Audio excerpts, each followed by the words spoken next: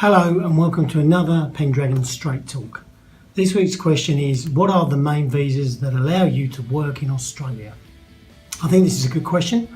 I'll cover off permanent residency, student visas, working holiday visas, 400 and 457 visas.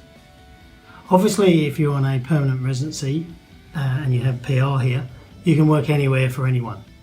You can work part-time or full-time with no minimum salary, except for obviously obeying the law of the land and being paid the minimum wage for working in Australia.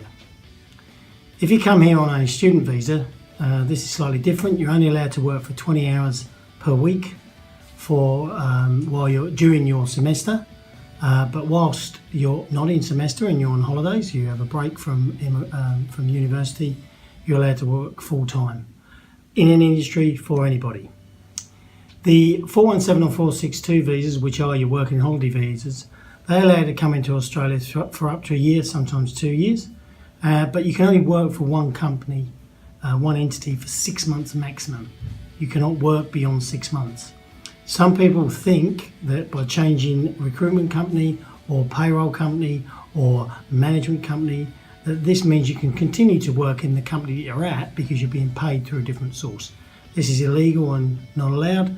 It's the place you're sitting or you're actually working at, which is the 6 months that you must not go over. The 400 visa is a slightly different one. Not a lot of people know about this visa. This is for short stay, usually 3 months max, although you can request 6 months, but it's a bit hard.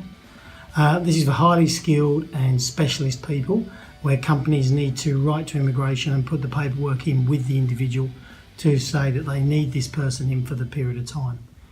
You cannot move from this visa to another visa, so you can't move to a 457 visa to stay longer or to PR.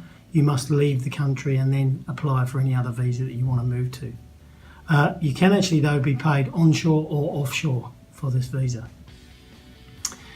This brings us to the main one, which is a 457 visa, one of the most popular work visas to get people into Australia and work. You have to be highly skilled for this visa, but it's valid for up to 4 years and it can be renewed for another 4 years thereafter. You have to earn what is called the market salary level as set by immigration, or they vet what that is. And that basically, they look at an average of the salaries in the country and maybe in your particular company you're going to work at.